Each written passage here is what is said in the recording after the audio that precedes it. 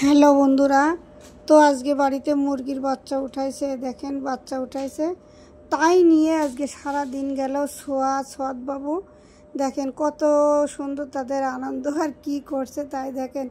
মুরগির বাচ্চা আর বাঁচতে দেবে না এরা, কি আনন্দ তাদের। আসে সকাল থেকে শুরু করছে এই অবস্থা।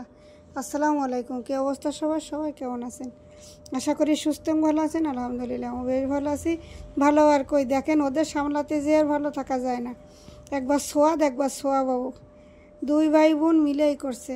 সোয়াদ বাবু গেছিলো বাজারে, সেখান থেকে এসে সেও বসে পড়ছে। এই যে দুই ভাই বোন সারাদিন এই মুরগির বাচ্চা বিড়ালের বাচ্চা নিয়ে তাদের কাজ, তো ভীষণ খুশি তারা মুরগির বাচ্চা পেয়ে। এই যে সকালেতে শুরু হয়েছে আর সারা দিন কিন্তু এইভাবে যাবে। তো এইগুলা করতে করতে আজকের দিনটাই প্রায় শেষ। তো এখন আর বেশি সময় নেই, রান্না করতে যাব। এই যে 11:30 বাজতে গেছে, কাটা করা লাগবে, রেডি হওয়া লাগবে, তারপরে রান্নাঘরে যাব। তো রান্নাঘরে যাওয়ার জন্য আমার সব কিছু প্রস্তুতি তো করতেই হবে।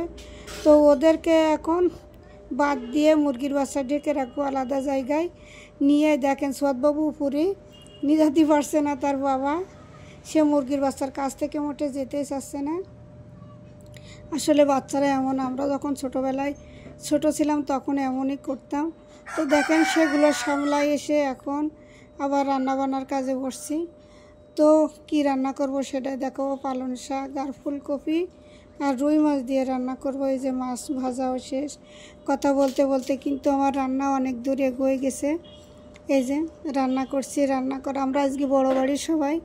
তো আমার বাড়ি না, আজকে বড় বাড়ি, যেহেতু আমার আপার বাড়ি। আমি বলি না আমাদের দুই বাড়িতে খাওয়া দাওয়া চলে। তো আমার বাড়ির রাস্তার ওই পাশে, আমার আপার বাড়ির রাস্তার এই পাশে, দুই বোন তো সবসময় আসা যাওয়া থাকে। তো খাওয়া দাওয়া প্রায় একই সাথে হয়। মাঝে মধ্যে যখন মাংস বা ভালো কিছু হয় তখন দুই বাড়ি খাওয়া দাওয়া চলেই একই ভাগে। এই জন্য আমার এই বাড়ি যখন রান্না করি তখন এই বাড়ির রান্না কিন্তু অনেক বেশি দেখায়। দেখেন আজকে মেলা মানুষ, তো তাই অনেক বড় বড় মাছ আর অনেক মাছ দেখাচ্ছি। অনেকগুলা মাছ, যেহেতু মেলা মানুষ, আমরা মনে করেন 10-12 জন মানুষ, আর সোয়াদবাবু দিয়েই ওই 12 জন মতো। তো অনেক মানুষই তো জানেন, তো অনেক মানুষের জন্য তো অনেক রান্না করতে হবে। এই জন্য এই বাড়ি যখন রান্না করি তখন এই বাড়ির হাঁড়ি পাতিল অনেক বড় বড় থাকে, বেশি বেশি রান্না থাকে। তো ওদের নিয়ে আর পারা যায় না, জানেন সারাদিন সামলাতে হয় আমার। তো সোয়াদ বাবু কিন্তু সবসময় তারা দুষ্ণীতি ব্যস্ত থাকে। তো সন্ধ্যা হলে কিন্তু সোয়াদবাবু আর পড়াশোনার কাজেও থাকে, সে পড়াশুনো করতে পারে, আবার অনেক কিছু লিখতেও পারে।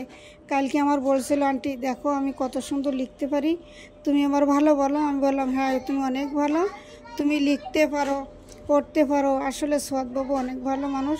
তো মাঝে মধ্যে আবার ভিডিওতে আসতে চায় না। তো আজকের মতো এখানে বিদায় নিলাম। সবাই ভালো থাকবেন, সুস্থ থাকবেন। আল্লাহ হাফিজ।